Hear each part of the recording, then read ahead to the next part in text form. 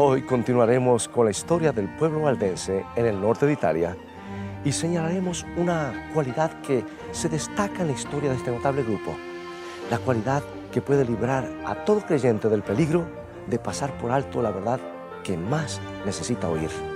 Así que toma tu Biblia y mantente en sintonía.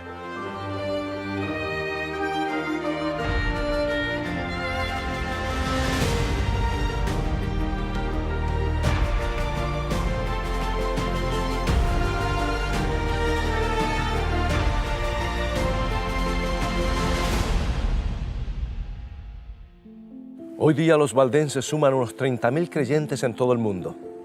Esta es la casa de las asambleas del sínodo, es decir, la sede del movimiento. En ella se congregan los miembros provenientes de toda Europa. Se encuentra aquí en Torre Pellice, en medio de la belleza de los Alpes del norte de Italia.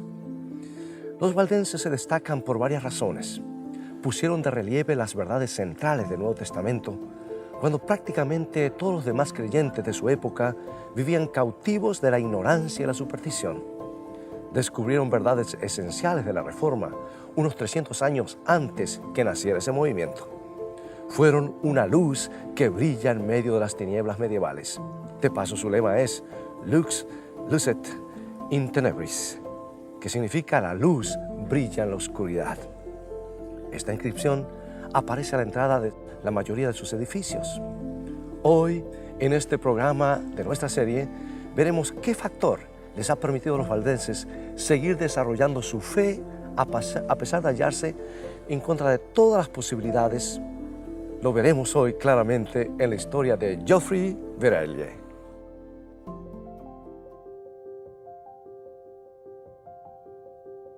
Cuando Geoffrey era un joven sacerdote en los valles que albergan a los valdenses, ministraba a la gente de esta aldea y era pastor de esta misma iglesia. El padre de Geoffrey, el capitán Verelje, se distinguió durante la cruzada que el Papa Inocencio VIII organizó contra los valdenses en 1487. Fue uno de los comandantes de las tropas que combatieron aquí contra los herejes. El capitán daba por sentado que actuaba en defensa de la fe verdadera. Su hijo, Geoffrey, se convirtió en un joven brillante que en 1522 comenzó su preparación para el sacerdocio. Pronto llegó a dominar la teología y resultó ser elocuente en el púlpito. Los funcionarios de la iglesia creían que Geoffrey podría serles útil en sus esfuerzos por contrarrestar la reforma protestante que comenzaba a sacudir Europa. Por lo tanto, Geoffrey fue elegido para una misión especial junto con otros 12 sacerdotes. Se dedicarían a visitar las principales ciudades de Italia y a restaurar la fe en la Iglesia de Roma y sus doctrinas. Así que los 12 misioneros comenzaron a estudiar las creencias de los reformadores principales y los argumentos bíblicos que se usaban para respaldarlas. Eventualmente, Geoffrey y sus amigos tuvieron que admitir que los reformadores sostenían ciertas ideas muy sólidas. De hecho, cuanto más estudiaban, con mayor claridad comenzaron a ver las doctrinas cristianas desde una perspectiva diferente. Los sacerdotes siguieron predicando de ciudad en ciudad y llamando a la gente a volver a la verdadera iglesia. Pero ahora se encontraron abogando por una fe que no era exactamente la que la iglesia había establecido. A oído de sus patrocinadores en Roma, comenzaron a filtrarse informes según los cuales estos sacerdotes se habían infectado con la herejía.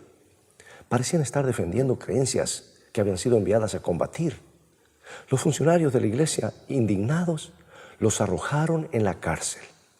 Geoffrey Verelje fue sentenciado a 5 años y durante su reclusión, Geoffrey siguió estudiando y sus convicciones se arraigaron aún más.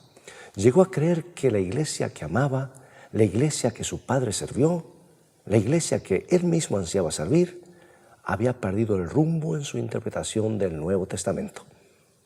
Pero Geoffrey no llegó al punto de darse por vencido y abandonar la iglesia. Todavía esperaba que la tradición pudiera ser puesta en línea con lo que dice la Biblia. Por su parte, los funcionarios eclesiásticos todavía esperaban que el joven y brillante sacerdote pudiera ser persuadido a trabajar en favor de Roma. Y con ese propósito, le dieron un trabajo en Francia. Le asignaron el puesto de asistente del representante papal en la corte del rey. Francia, sin embargo, puso a Geoffrey en contacto con una cantidad todavía mayor de ideas relativas a la Reforma. Y luego le llegó allí la noticia de una masacre valdense en Provenza. El pobre Geoffrey sentía el corazón desgarrado. La iglesia que él siempre había querido exaltar parecía ahora estar empapada con la sangre de sinceros creyentes. Geoffrey debió tomar una decisión. La tarea le resultó sumamente difícil. Había invertido tanto en su llamado al sacerdocio. Su propio padre había afrontado la muerte por servir lealmente a Roma, pero ahora se dio cuenta de que para hacer lo que su padre creía estar haciendo, para defender la verdadera fe, tenía que ir más allá de la lealtad que había motivado a su padre. Tenía que expresar su fe en una forma diferente. Y Geoffrey renunció a su trabajo en París y secretamente se dirigió a la ciudad de Ginebra.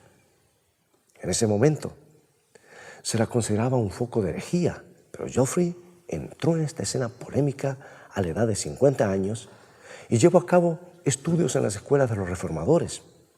Y con el tiempo fue ordenado pastor evangélico. ¿Y sabes lo que Geoffrey descubrió después de hacer esta difícil transición de la mitad de su vida? Descubrió que su nueva fe le estaba devolviendo su juventud. Llegó a ser un predicador muy enérgico. Tanto es así que algunas iglesias valdenses de Italia se enteraron de él. Necesitaban a alguien que pudiera predicar en italiano.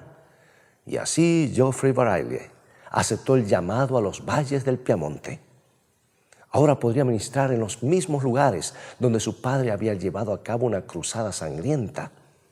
Iba a pastorear un rebaño que su padre había tratado de exterminar. La vida de Geoffrey Bareilles encarna un gran principio que todos necesitamos aprender. Era parte del patrimonio valdense y consistía en su buena disposición a aceptar nuevas verdades, aun si al hacerlo invalidaban preciadas tradiciones. Los valdenses se dieron cuenta de que a veces tenemos que avanzar más allá del nivel que alcanzaron nuestros padres. Y esa fue sin duda la contribución medular del pueblo valdense. Todo comenzó con Pedro Baldo allá por el año 1175, cuando las palabras de Cristo despertaron su conciencia y lo llevaron a estudiar el Nuevo Testamento por sí mismo. Sintió la necesidad de superar las actitudes convencionales de su tiempo. Y el proceso continuó con el grupo que Baldo organizó, los pobres de Lyon. Los integrantes comenzaron a predicar el Evangelio del Nuevo Testamento. Al principio quisieron aprovechar la tradición de sus padres espirituales. Fueron pues a Roma en busca de aprobación papal para su misión. Y cuando los funcionarios locales de la iglesia les negaron el permiso para predicar, trataron de defender su caso. Pero al ver que la iglesia se negaba a ceder, tuvieron que avanzar más allá de sus fronteras medievales. El Evangelio de Cristo no podía permanecer encadenado al latín, así que continuaron avanzando contra la marea. Los valdenses vieron claramente que en la Biblia no se menciona el purgatorio, pero que en ella se habla mucho acerca del don de la vida eterna en Cristo Jesús. No se limitaron a superar sus tradiciones más preciadas, sino que se remontaron muy por encima de todo el sistema de penitencias e indulgencias. Los valdenses vieron claramente que la Biblia presenta a Jesucristo como el único mediador entre Dios y los seres humanos. Al creer y obedecer la nueva luz, progresaron a un nivel muy superior al que les permitían ocupar los populares pero erróneas tradiciones, como las oraciones a los santos y la bienaventurada Virgen. Los valdenses siguieron aceptando nuevas verdades, incluso cuando esas verdades chocaban con sus apreciadas tradiciones, sentían que debían avanzar más allá de sus padres. El libro que los valdenses estudiaban con diligencia en capillas como esta tiene mucho que decir en cuanto a la mejor manera de progresar en nuestra comprensión de la verdad. Por ejemplo, en primer lugar, la Biblia nos dice cómo debiera ser la iglesia. Esta es la imagen de la casa de Dios, que Pablo proveyó para un joven pastor llamado Timoteo. La primera carta de Timoteo, capítulo 3, versículo 15, y dice así: la iglesia del Dios viviente, columna y baluarte de la verdad.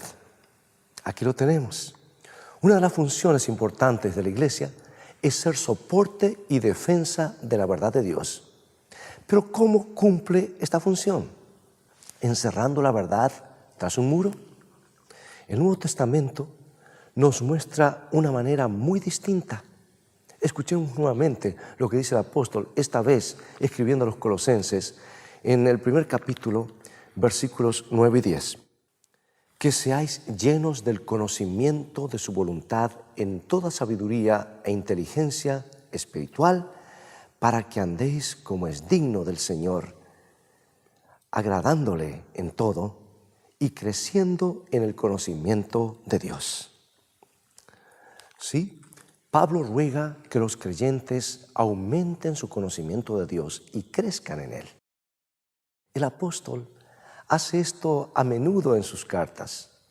A los colosenses les aconseja revestirse del nuevo hombre que se va renovando hasta el conocimiento pleno. En Colosenses 3:10 nos dice eso, por ejemplo. El apóstol ora para que el amor de los hermanos filipenses sea un amor que realmente sea práctico y se manifieste. Dice, abunde aún más y más en ciencia y en todo conocimiento. O sea que el apóstol Pedro también los anima con el mismo lema. En 2 San Pedro capítulo 3, versículo 18 encontramos lo siguiente. Dice, creced en la gracia y el conocimiento de nuestro Señor y Salvador Jesucristo. Y de nuevo, en su segunda carta, el apóstol Pedro en el capítulo 1, en los versículos 5 y 8, dice lo siguiente. Vosotros también añadid a vuestra fe virtud, a la virtud conocimiento, porque si estas cosas están en vosotros y abundan, no os dejarán estar ociosos sin fruto. Qué lindas palabras, ¿no es cierto? El apóstol Pedro comprendió claramente lo que Dios dijo a sus hijos y lo transmitió claramente. Ahora, ¿de qué manera la iglesia sirve como pilar de la verdad? Al ampliarla, al crecer en el conocimiento. Y eso es lo que a través de todo el Nuevo Testamento se insta a los creyentes a hacer. Si no nos movemos, la verdad se desliza a través de nuestros dedos.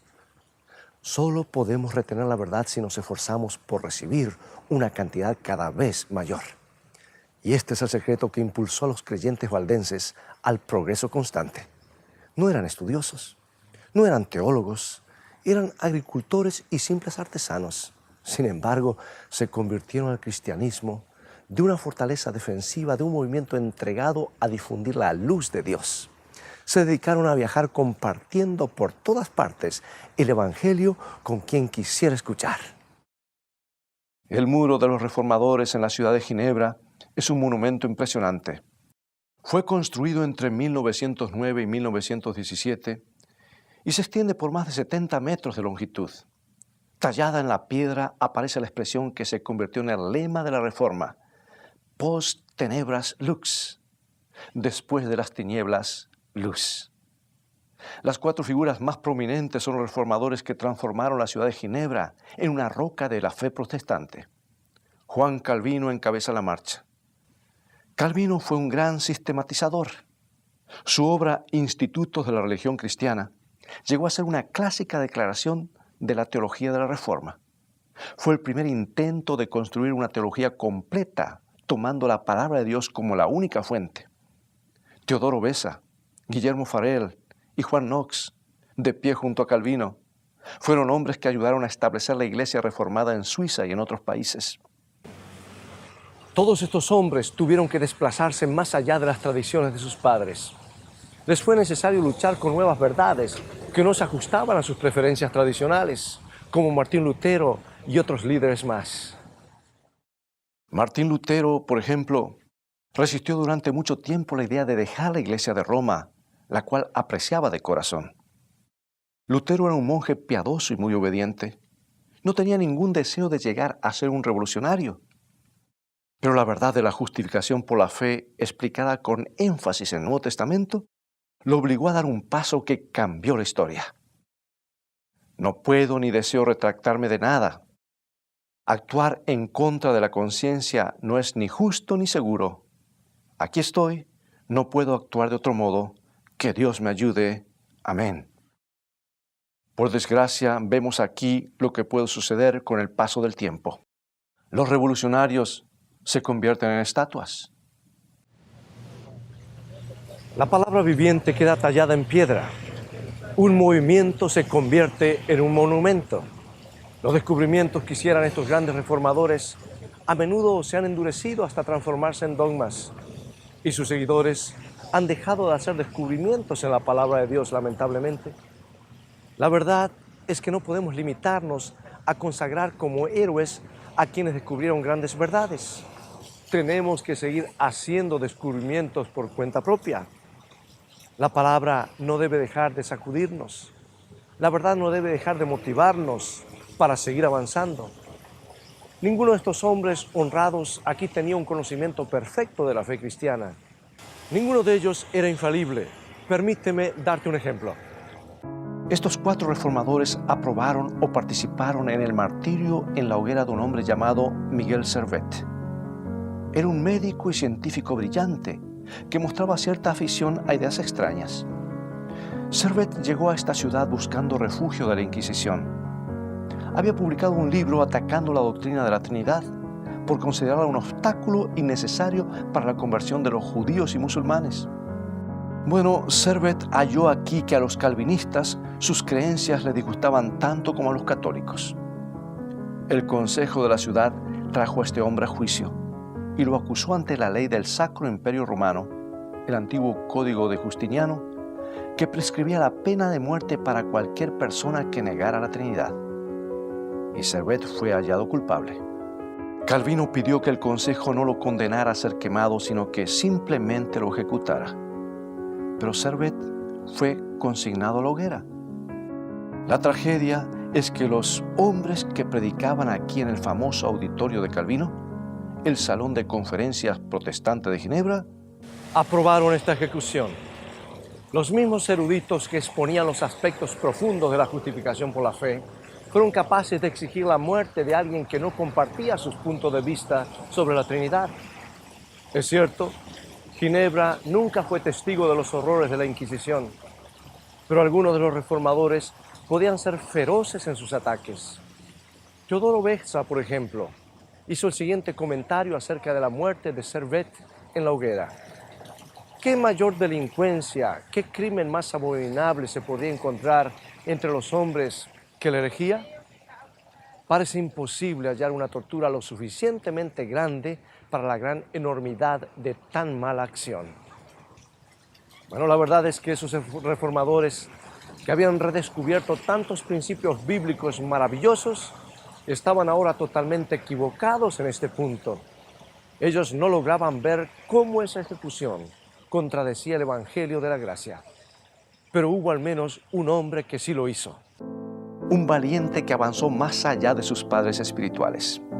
Sebastián Castellio era un converso al calvinismo que enseñaba en la Universidad de Basilea. Debía su posición al favor de Juan Calvino, pero eso no le impidió publicar una elocuente propuesta.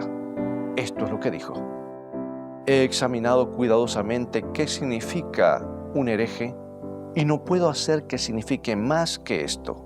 Un hereje es un hombre con quien no estoy de acuerdo. Matar a un hombre no es defender una doctrina, es matar a un hombre. Castellio captó una verdad que los demás simplemente no podían ver. De hecho, sus colegas, los demás profesores de la universidad, lo persiguieron.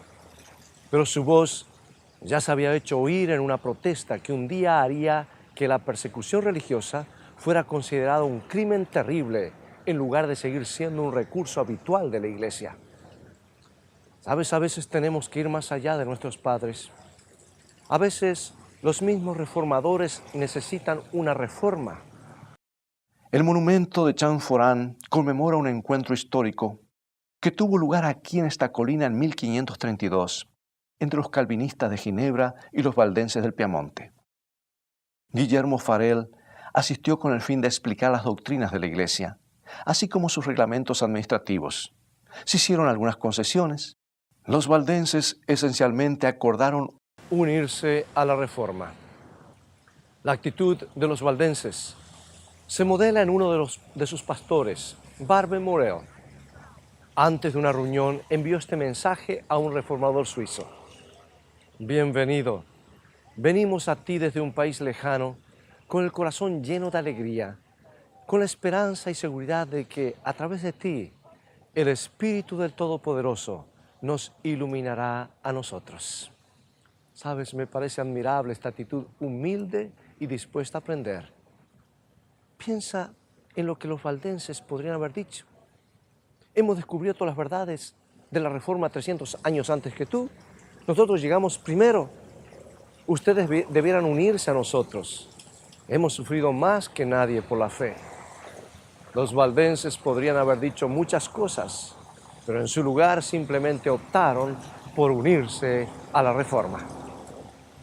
Creo que la humildad es una gran parte de lo que permite a la gente seguir adelante, a captar nuevas verdades. Para eso hay que ser humilde. El orgullo es el mayor obstáculo para el progreso de la verdad. Ahora, si estás preocupado por establecer tu posición, simplemente no puedes avanzar, no puedes crecer. Si te has dejado atrapar por lo que otros piensan, no puedes realmente entender lo que Dios piensa. Por ejemplo, el apóstol Santiago nos enfoca este tema en el 3er capítulo de su carta y contrasta dos tipos de sabiduría. La sabiduría terrenal, dice, está marcada por la envidia y la jactancia. Necesitamos otra cosa. Echemos un vistazo a lo que dice en Santiago capítulo 3, versículo 17. La sabiduría que es de lo alto es primeramente pura, después pacífica, amable, llena de misericordia y de buenos frutos. En otras palabras, la verdadera sabiduría es producto de la humildad. Y este es el punto de partida, es lo esencial. El que de veras quiere aprender necesita estar dispuesto a ceder. Debemos admitir que no lo sabemos todo y que nosotros hay puntos ciegos y suposiciones que no nos hemos molestado en examinar. Una suposición que algunos de los valdenses examinaron fue la identificación del Día del Señor. ¿Sabes que durante siglos el domingo había sido considerado establecido como el día cristiano de adorar? Nadie lo cuestionaba. Pero los valdenses tenían el hábito de leer la Biblia con cuidado. Por eso algunos de ellos descubrieron que Dios había establecido el séptimo día, es decir, el sábado, como el día de descanso para la humanidad, desde el principio, en la creación. Este grupo también leyó que Jesús respetaba el sábado y que se había esforzado por reformar las prácticas relativas a su observancia. Y como resultado, los valdenses de ciertas comunidades decidieron adorar en el sábado bíblico. Esa práctica no se ajustaba a ninguna tradición de la época. De hecho, se la consideraba una rareza. Pero ellos simplemente querían ser fieles a lo que enseñaban las Escrituras. Querían ser transformados conforme a la Biblia y no a la tradición. Un día, mientras Geoffrey Veralles volvía a su hogar después de visitar a sus familiares, el jefe de una abadía lo reconoció y lo denunció. Acusado de herejía, fue arrojado en la cárcel. Algunos de sus amigos valdenses querían venir a liberarlo por la fuerza. Él les dijo que dejaran el asunto en las manos de Dios. Las autoridades trajeron a Geoffrey aquí a Torino, la capital de Saboya. Fue interrogado extensamente, pero se defendió con elocuencia, demostrando que comprendía a fondo la base de sus creencias. Puesto que el reo no quiso retractarse, los magistrados pronunciaron una sentencia de muerte. Geoffrey respondió con seguridad sorprendente: «Les aseguro, señores, que la leña para alimentar las piras escaseará antes que falten ministros del Evangelio para sellar sobre ella su fe, porque estos se multiplican día tras día y la palabra de Dios permanece para siempre».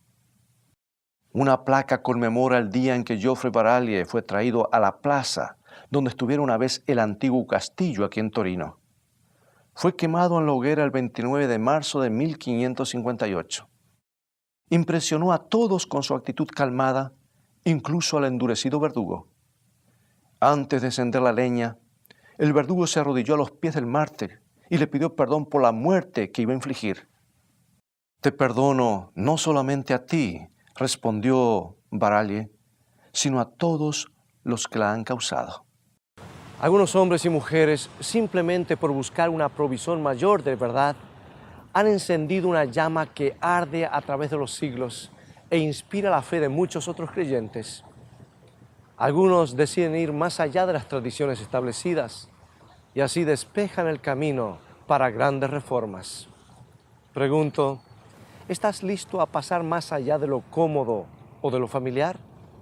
¿Estás dispuesto a examinar tus ideas preferidas a la luz de la palabra de Dios? ¿Estás decidido o decidida a ir a donde Dios te indique?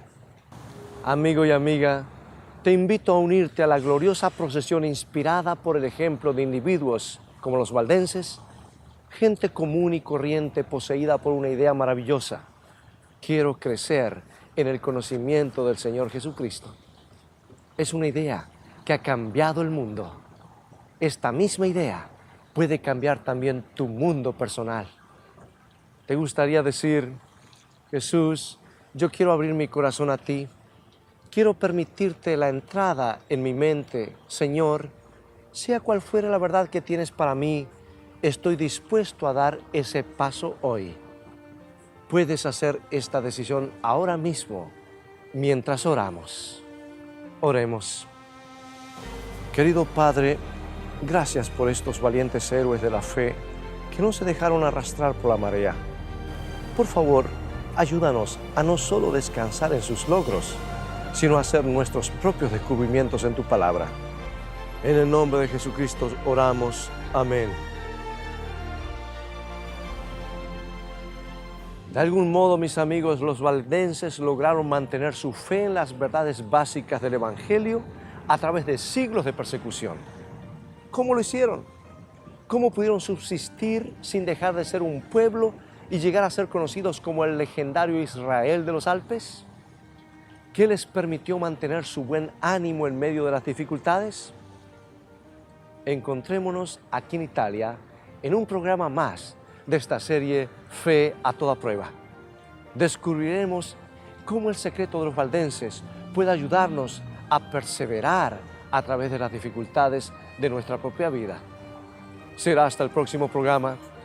Dios te bendiga y recuerda, escrito está, no solo de pan vivirá el hombre, sino de toda palabra que sale de la boca de Dios.